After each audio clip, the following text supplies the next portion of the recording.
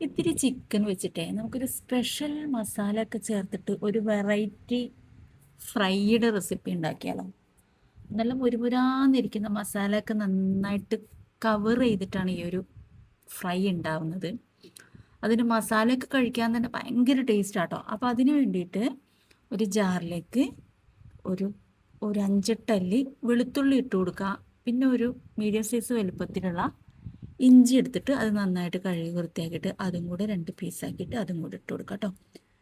പിന്നെ നിങ്ങളുടെ കയ്യിൽ ചെറിയ ഉള്ളി ഇരിപ്പുണ്ടെങ്കിൽ അത് ഇട്ട് കൊടുക്കുക. ഞാനിപ്പോൾ ഇവിടെ സവാളയുടെ ഒരു മീഡിയം സൈസ് സവാളയുടെ പകുതിയാണ് എടുത്തിരിക്കുന്നത്. അത് പീസസ് ആക്കിയിട്ട് ഇട്ട് കൊടുത്തിട്ടുണ്ട്. പിന്നെ നമുക്ക് ഒരു അത്യാവശ്യം നമുക്ക് ആവശ്യമുള്ള കറിവേപ്പില ഇട്ട് കൊടുക്കുക. പിന്നെ ഇച്ചിരി മല്ലിയില ഇട്ട് കൊടുക്കുക കേട്ടോ. എന്നിട്ട് നമ്മുടെ പെരിഞ്ജീരകം ഒരു ചെറിയ ടീസ്പൂണ് പെരിഞ്ജീരകവും കൂടി ചേർത്ത് കൊടുക്കണം. പിന്നെ നല്ല എരിവുള്ള വറ്റൽ മുളകാണ് ഞാനിവിടെ ഇട്ട് കൊടുത്തിരിക്കുന്നത്. കാശ്മീരി ആണെങ്കിലും കുഴപ്പമില്ല, മുഴുവനോട് ഇട്ട് കൊടുക്കുക, ജസ്റ്റ് ഒന്ന് ക്രഷ് ചെയ്തെടുക്കാനല്ലേ. അപ്പോൾ ഒരു ടീസ്പൂണ് പെരിഞ്ജീരകവും കൂടി ഇട്ട് കൊടുത്തിട്ടുണ്ട്. ഇനി നമുക്കിതൊന്ന് ഒതുക്കി എടുക്കുമെന്ന് പറയില്ലേ, അങ്ങനെ ഒന്ന് ഒതുക്കി എടുത്തിട്ട് വരാം കേട്ടോ. നന്നായിട്ട് അരഞ്ഞ് വരേണ്ട ആവശ്യമൊന്നുമില്ല, ഒതുക്കിയാൽ മതി. അപ്പം വീഡിയോസ് ആദ്യമായിട്ട് കാണുന്ന ആരെങ്കിലും ഉണ്ടെങ്കിൽ പ്ലീസ് ഒന്ന് സബ്സ്ക്രൈബ് ചെയ്തിട്ട് കാണുക, ചാനലൊന്ന് പ്ലീസ് ഒന്ന് സപ്പോർട്ട് ചെയ്യാം കേട്ടോ. എന്നിട്ട് നമ്മൾ കഴുകി വെച്ചിരിക്കുന്ന ചിക്കൻ എടുത്ത് വെച്ചിട്ടുണ്ട്. അതിലേക്ക് നമ്മൾ ഈ ഒതുക്കി വെച്ചിരിക്കുന്ന മസാല ഇട്ട് കൊടുക്കാം കേട്ടോ. എന്നിട്ട് നന്നായിട്ടൊന്ന് കുഴച്ച് മസാലയൊക്കെ പുരട്ടി അങ്ങോട്ട് യോജിപ്പിച്ചെടുക്കുക കേട്ടോ.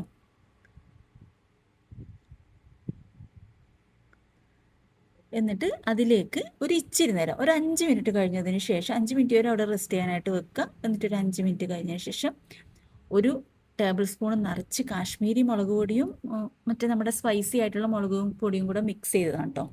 അത് ഇട്ട് കൊടുത്തിട്ടുണ്ട്. എന്നിട്ട് ഒരു 1/4 ടീസ്പൂൺ മഞ്ഞൾപ്പൊടി, 1 ടീസ്പൂൺ കുരുമുളക് പൊടി, ഒരു 1/2 ടീസ്പൂൺ ഗരം മസാലപ്പൊടി, പിന്നെ 2 ടേബിൾ സ്പൂൺ കോൺഫ്ലവറും കൂടി ചേർത്തിട്ട് ഒരു ചെറുനാരങ്ങയുടെ ഒരു 2 ടേബിൾ സ്പൂൺ ചെറുനാരങ്ങ നീരും കൂട്ടി ചേർത്തിട്ട് നന്നായിട്ട് കുഴച്ച് യോജിപ്പിച്ചെടുക്കാം കേട്ടോ. ഇത് പറയുമ്പോൾ തന്നെ നമുക്ക് വായിൽ വെള്ളം വരും. അത്രയും ടേസ്റ്റി ആയിട്ടുള്ള ഒരു ക്രിസ്പി ആയിട്ടുള്ള ഒരു ഫ്രൈഡ് റെസിപ്പിയാണ്.